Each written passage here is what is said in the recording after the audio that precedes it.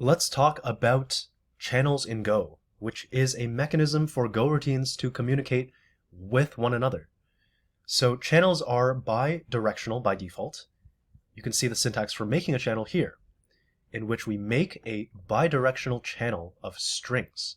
And what does bidirectional mean? Well, as the name implies, it means that they can both send and receive data. And so if a function, for example, sender receiver, chooses to accept a bidirectional channel, then the function can both send data into the channel and read data from it as well. So in this code snippet, we're going to be looking at an example of a bidirectional channel.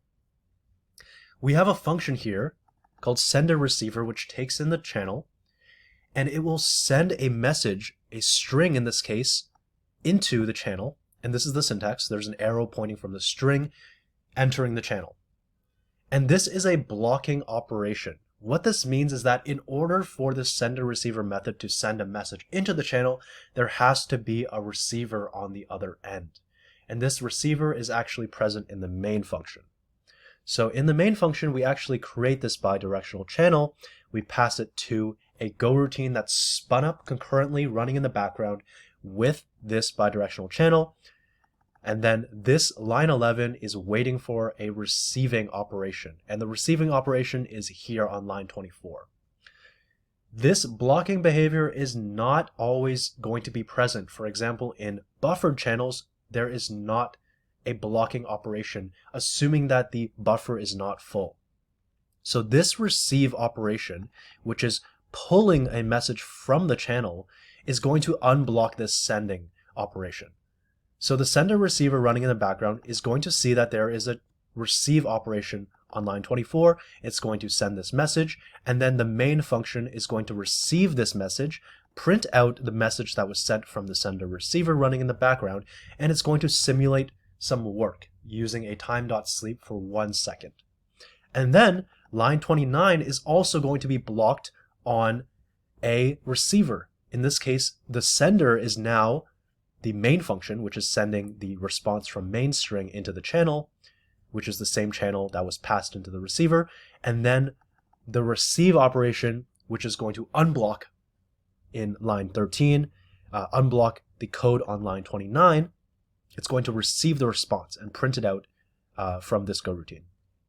And then we want to block for 1 second to ensure that the Goroutine finishes. So remember that the Goroutine is non-blocking, meaning after this Goroutine is spun up, main is going to continue to execute line by line.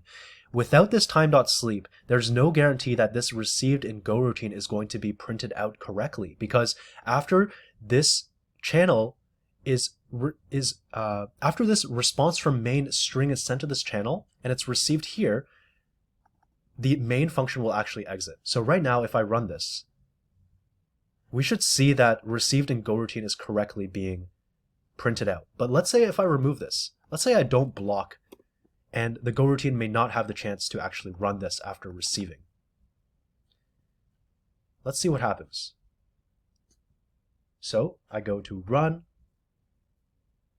and received in main, message from sender, and we do not see received in Goroutine. There's actually not even a guarantee that this response is going to be received from the channel, because after the send operation, main will just exit. That's why time.sleep here is so critical. Let me just demonstrate that one more time. So with this time.sleep, we now see this 1 second is sufficient for the Goroutine to retrieve the response from the channel as well as print it out. And then the Goroutine will terminate. And then main will terminate shortly after.